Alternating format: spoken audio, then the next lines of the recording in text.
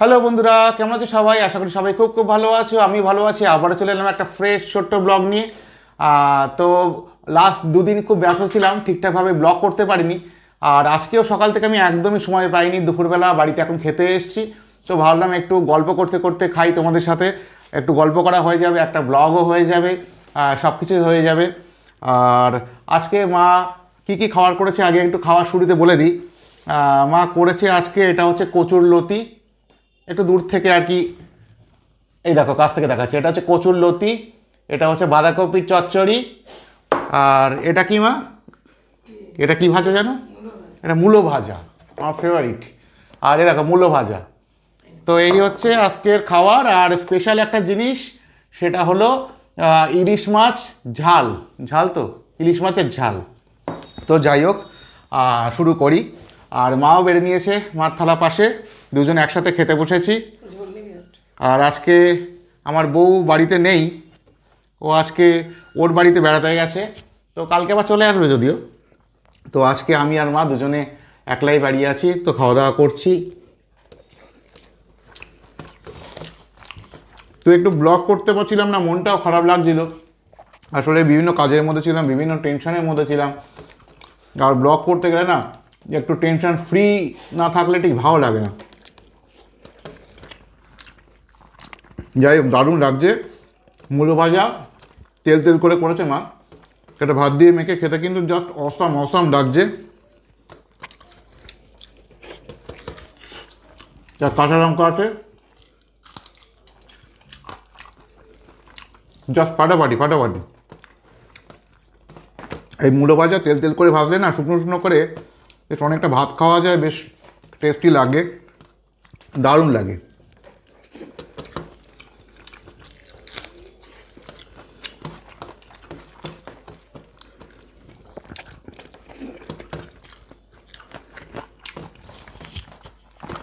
তো আজকে আমি সেরকমভাবে ফেসবুক খুলিনি, জাস্ট খুললাম একটু সবাইকে সুপ্রভাত জানানোর জন্য একটু খুলেছিলাম।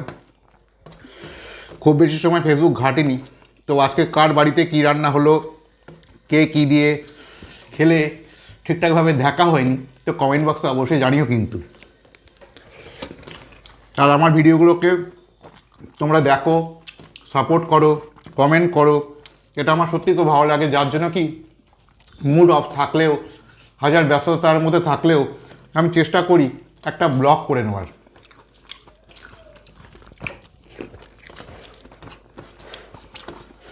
আর সত্যি কথা বলতে আমার সময় এতই কম, এই যে দুপুরবেলা বাড়ি এসছি খেতে, খেয়ে দিয়ে উঠে 10-15 মিনিট পরে আবার চলে যাব।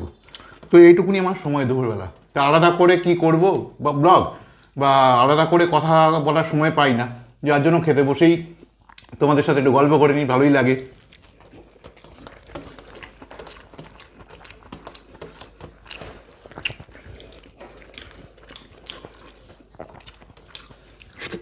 কালকে তো আবার 31, তো কার কি প্ল্যান আছে বলো? পিকনিক টিকনিক কেউ করছো?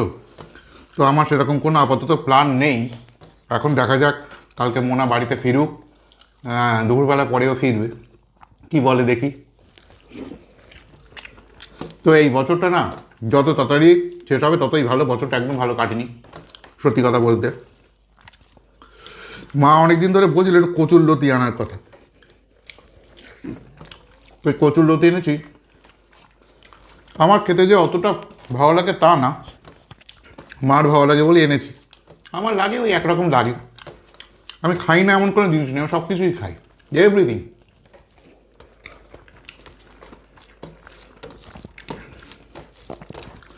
তবে কচুর লতি থেকে ওই যে কচুর ডাঁটা পাওয়া যায় না, কচুর ডাঁটাটা খুব ভালো লাগে।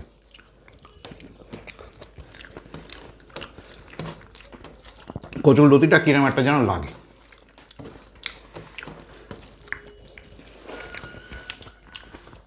নেবে একটুকুনি মা? এটা ভালো লাগছে না খেতে। সে নিচ্ছে। কচুর লতি অতটা ঠিক আমার প্রিয় জিনিস না, ডাঁটাটা হলে আরও ভালো লাগতো।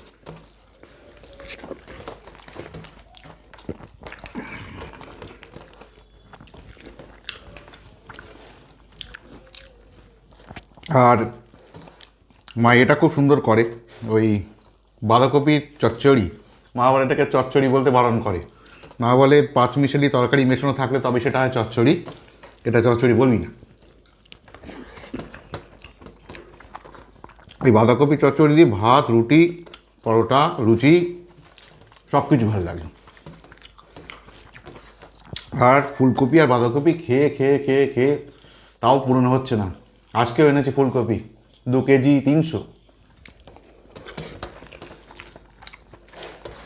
একদিন মা ফুলকপি রোস্ট করে, তো ফুলকপি যে কষা কষা করো না, ওইটাকেই সবাই রোস্ট বলছে। একদিন ফুলকপির রোস্ট বানাবো, বুঝলে? এখন ফুলকপির দাম কম, ফুলকপির রোস্ট সঙ্গে লুচি হেভি লাগে।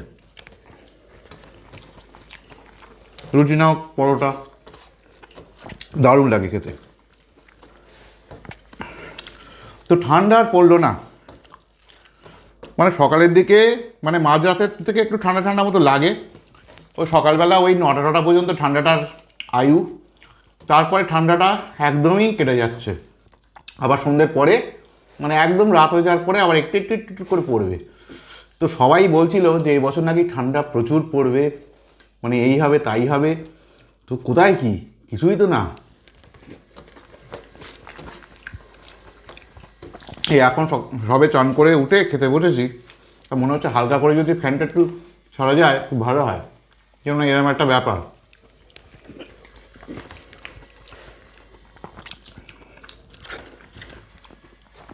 যদিও আমার ঘরে মানে সব দিকেই রোদ পড়ে, আমাদের বাড়িটাই এমন, ঘুরতি রোদ, মাঝখানের রোদ, প্রতি রোদ।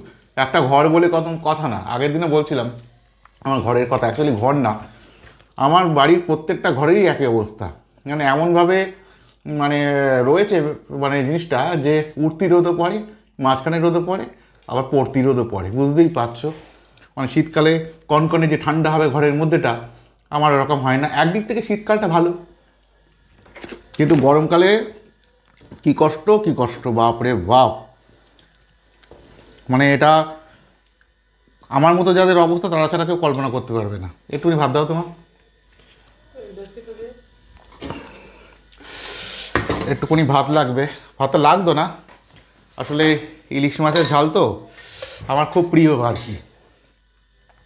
একবার ছুঁয়ে দাও, একবার দিতে নেই, জাস্ট একটু ছুঁয়ে অল্প অল্প অল্প অল্প, হ্যাঁ ওইটুকুনি, ব্যথা না না না না, ব্যাস। তাও রেখে দিই, দাও। তো শীতকালে ইলিশ মাছ খাওয়ার মজাই আলাদা, কিন্তু একটা ব্যাপার কি, বর্ষাকালের ইলিশের যে টেস্ট, সেই টেস্ট কিন্তু শীতকালে পাওয়া যায় না, এটা সত্যি কথা। এগুলো কবেকার ধরা, কতদিন যে স্টোরে ছিল তার তো কোনো ঠিকঠাক নেই। এখন তো আর ইলিশ মাছ ধরা পড়ে না এরকম ঠান্ডার মধ্যে। তো খেয়ে দেখি কীরকম হয়েছে ঝালটা।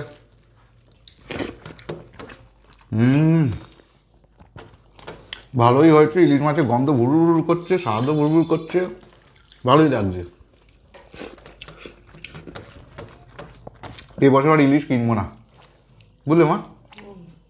হ্যাঁ, এবছর এত ইলিশ খেয়েছি আর এখন না আর ইলিশ কিনলে ইলিশের স্বাদ পাচ্ছি না ঠিকঠাক।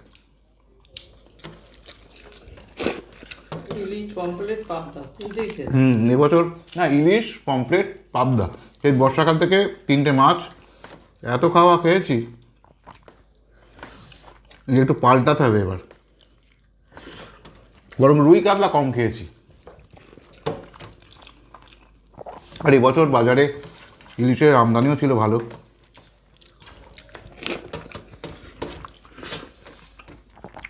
এখন সবজির সময়, ভালো ভালো সবজি খাও, চিকেন খাও, চিকেনের দামটাও কম আছে। সবজি তো মানে আজকে 100 টাকার বাজার করেছি, একদম 100 টাকার বাজারে আমার ব্যাগ ভর্তি হয়ে গিয়েছে, মানে আর জায়গা নেই তাতে। ঠেসে ঠুসে মানে হাতলটা কোনো রকমে আর কি ধরে এনেছি, মানে আঙুল ঢুকছিল না, এরকম একটা ব্যাপার। 100 টাকার বাজেটে, তাতে যার কাছ থেকে সবজিগুলো কিনেছি সে বলছে অন্য সময় 100 টাকায় এই ব্যাগের অর্ধেকও হয় না। আমি বলছি সত্যি কথা, 10 টাকা কেজি ফুলকপি, 10 টাকা কেজি বাঁধাকপি, 10 টাকা 500 দিল শিম, তো এর থেকে সস্তা আর কী হবে? এই যে অবস্থা, তাই তো জানুয়ারি মাসে 10-15 তারিখের মধ্যে ফুলকপি হয়তো 500 টাকা কেজিতে নামবে, যা অবস্থা। আর তো বিক্রি করবে বলে মনে হয় না।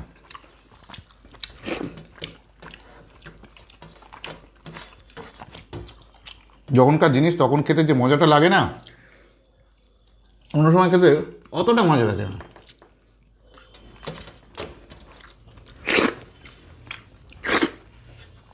আজকে একটু ইচ্ছা আছে রাত্রিবেলা লাইভে আসবো। এখন ইচ্ছে থাকলে যে সব কিছু হবে তা না, বিভিন্ন সুবিধা অসুবিধে যদি আজকে কোনো প্রবলেমে না হয় বা সেরকম কোনো বাড়িতে লোকজন না আসে, তাহলে লাইভ করার খুব ইচ্ছা আছে। একটু পরিষ্কার করে চেটে চুটে খাই। ইলিশের ঝাল আমার এত প্রিয়, দারুণ দারুণ প্রিয়। ইলিশ আর ক পিস আছে মা? এখনও 4 পিস আছে, মানে আমাদের কালকে হয়ে যাবে।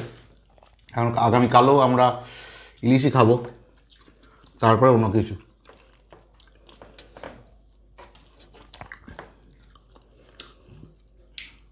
তা বছরের প্রথম দিনে চিকেন খাবে না ভালো মাছ খাবে? না তুমি বলো, হয় চিকেন নইলে ভালো মাছ, একটু দামি মাছ আর কি, দুটোর মধ্যে একটা বলো।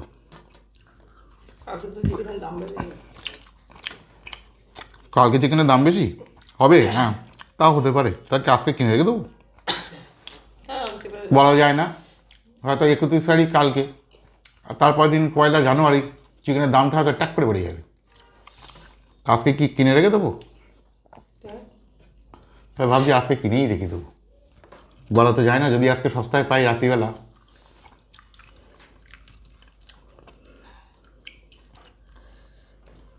আজকে 30 তারিখ, কালকে 31 তারিখ। কালকে 31 তারিখ। তো যাই হোক, সবাই একটু পাশে থেকো, একটু সাপোর্ট করো। ব্লগ করতে গেলে একটু সময়ের দরকার, ব্লগ করতে গেলে একটু টেনশন ফ্রি হওয়ার দরকার। কাজবাজের মধ্যে থাকি, সময় খুব একটা পাই না, তার মধ্যে নানান রকম টেনশান তো লেগেই থাকে। তো এইসব নিয়ে একটু ফ্রি হয়ে ব্লগগুলো করার চেষ্টা করি। আর সময়টা যেহেতু খুব কম, তাই আমি বেশিরভাগ ওই সকালবেলা টিফিন খেতে খেতে একটু ব্লগ করে দিই, একটু দুপুরবেলা ভাত খেতে খেতে একটু ব্লগ করে দিই, গল্প করে নিই তোমাদের সাথে। এছাড়া আমার সময় সেরকম হয় না। আর শনিবার আমার একটা দিন ছুটি, সেই দিনটায় বিভিন্ন রকম কাজ থাকে, এই দিনও ছিল, তো সেখানে একটু সারাদিন ঘুরঘুর করতে হয়েছে, ওই আর কি। মানে সেরকম যে ব্লগ করবো আলাদা করে সময় বার করে সারাদিনে, সেরকম হয় না। রাত্রিবেলার দিকে একটু সময় হয়, কিন্তু রাত্রিবেলা সারাদিন পর বাড়িতে এসে কি ব্লগ করব নিজেই বুঝতে পারি না। তাই মাঝে মাঝে একটু লাইভ করি, ইচ্ছা আছে আজকে করব, দেখা যাক কী হয়। যদি লাইভ মানে করি বা লাইভে আসি, সবাই পাশে থেকো, একটু সাপোর্ট করো, ব্যাস আর কি চাই। তো যাই হোক, আর বেশিক্ষণ ব্লগটা বাড়াবো না। তো টাটা, দেখা হবে পরবর্তী ব্লগে অন্য কোনো মুহূর্তে।